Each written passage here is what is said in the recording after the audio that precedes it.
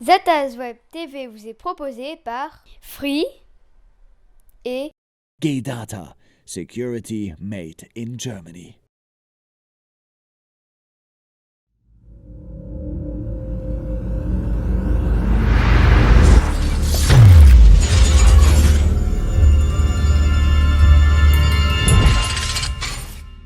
C'est Zataz Web TV de ce mois de décembre. Avant de commencer cette nouvelle émission, je tiens à vous souhaiter d'excellentes fêtes de fin d'année à vous et à vos familles. Et en attendant, petit tour du côté de la dingouande et de l'actualité qui a marqué ces dernières semaines. On va parler aussi technique avec cette clé USB pas comme les autres. Oui, le petit canard jaune pourrait faire un grand mal à votre ordinateur. On va parler aussi un petit peu droit et justice. Est-ce que hacker, c'est jouer par rapport à la loi? Un avocat va nous répondre. On parlera aussi bien sûr du Hack Knowledge Contest, c'était la grande finale il y a quelques semaines. On va parler aussi d'un hacker Space, un lieu où on peut bidouiller comme des petits fous, ou encore ces fameuses caméras sans fil sont-elles véritablement sécurisées et nos vies privées? Depuis Paris et depuis Lille, donc une gare SNCF ferroviaire, et qui a été complètement retransformée, repensée pour développer un projet autour des technologies numériques. Et ici, on est particulièrement dans un espace qui s'appelle La Fabrique Créative, qui est un nouvel espace qui sera ouvert tous les jours au public de 14h à 20h, et on est dans un espace un peu inspiré des Fab Labs, un peu inspiré des Open Space, des Hackerspace. Ça fait beaucoup de mots en anglais, donc on l'a appelé La Fabrique Créative. C'est un lieu où tout le monde va pouvoir créer ses objets, où tout le monde va pouvoir s'initier aux technologies et de manière quotidienne. Alors on va pouvoir y imprimer des objets, y construire des objets, évidemment accompagnés par nos encadrants. Et nos encadrants, en fait, c'est toute une série d'associations qui existent déjà sur le territoire. Alors on a une association qui s'appelle Meulable, qui va nous apprendre à construire nos instruments de musique, à utiliser les imprimantes 3D. On a une association qui s'appelle l'Annexe, qui vont nous apprendre à jouer aux jeux vidéo, mais aussi à fabriquer des maps. On a une association qui s'appelle Akissi, qui va sécuriser notre réseau à la maison. Et aussi on a une association qui s'appelle la Cité des Géométries, qui va nous apprendre à construire des robots, enfin plein de choses. Il y a aussi des ateliers pour les enfants, on est ouvert tous les jours en fait.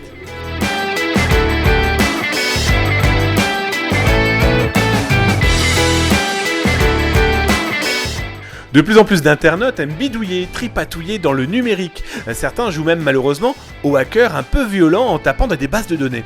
Soyons très clairs, nous on vous le déconseille.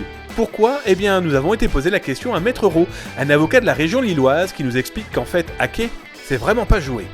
Alors jouer aux pirates, c'est effectivement risqué parce que c'est encadré pénalement.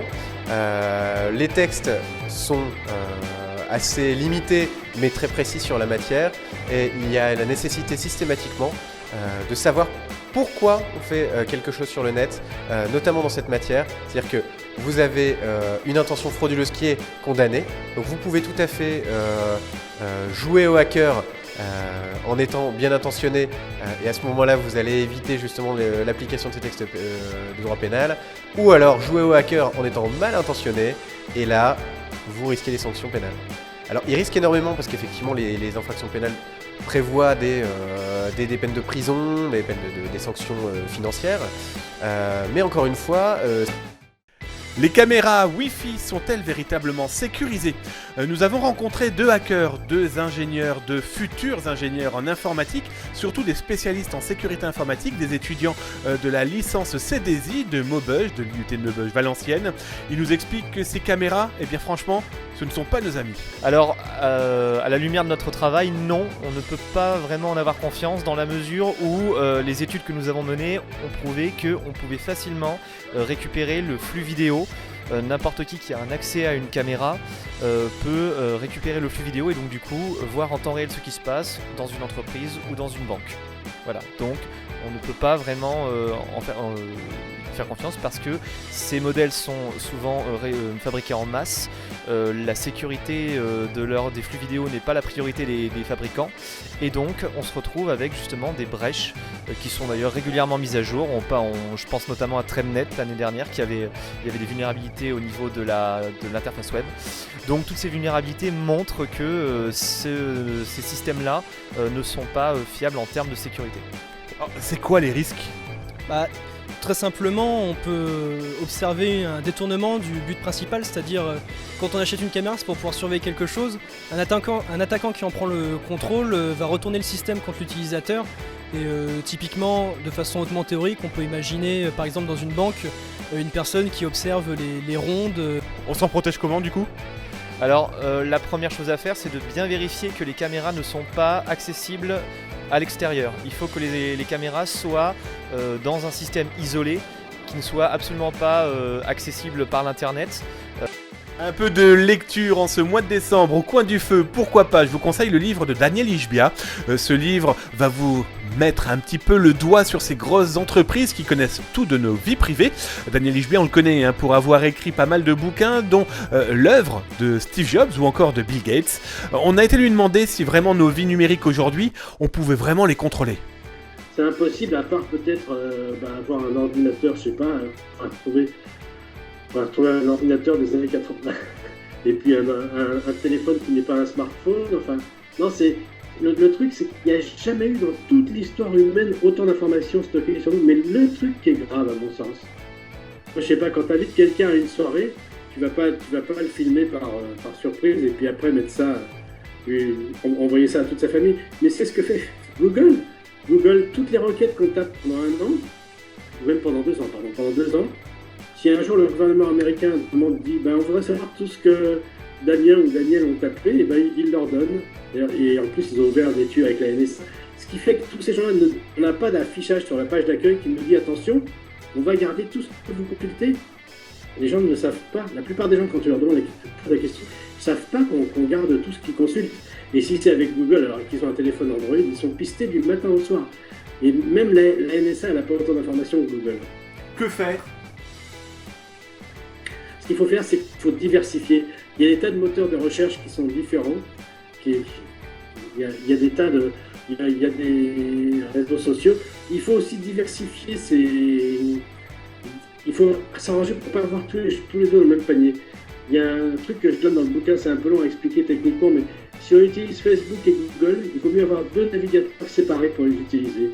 Éviter que ces gens-là puissent stocker trop de données sur nous. Il faut utiliser les VPN, je ne sais pas si les gens savent ce que c'est, mais c'est des logiciels qui permettent de masquer sa présence sur Internet. Mais sécurité informatique et le hacking, c'est aussi le hardware, tout ce petit matériel qui nous permet de savoir si notre sécurité est bonne. Les Américains de Hack5 nous ont envoyé leur petit canard jaune. Explication de cette clé qui pourrait faire de gros dégâts dans vos ordinateurs. USB UAB 2 key, bref, le petit canard créé par les Américains de chez Hack5 est arrivé à la rédaction. Nous remercions d'ailleurs Hack5 de nous avoir envoyé son outil d'audit de sécurité informatique. C'est une clé USB pas comme les autres, elle émule un clavier numérique et permet de lancer automatiquement des scripts dans une machine qui pourtant ne peut être manipulée. Des scripts simples à mettre en place. La technologie embarquée dans le Web 2 Key permet d'exécuter des actions allant de la simple ouverture de fenêtre en passant par l'interception des données sauvegardées dans la machine auditée ou encore une création de session ou de connexion Wi-Fi. Bref, un outil impressionnant de par ses possibilités. Le petit canard est commercialisé entre 20 et 40 $, rajoutez autant pour les frais de port, mais très vite cet outil va devenir indispensable pour les pentesters. Voilà, Zataz Web TV de ce mois de décembre, c'est terminé. Encore de gros bisous. On vous souhaite franchement d'excellentes fêtes de fin d'année. Merci encore pour vos nombreux courriels. On prend strictement tout en compte. Merci aussi pour vos idées de sujets. C'est en cours, il y en a vraiment des très sympas. C'est promis, vous les verrez très prochainement. Bref, gros bisous, on vous dit au mois prochain. Ciao, ciao.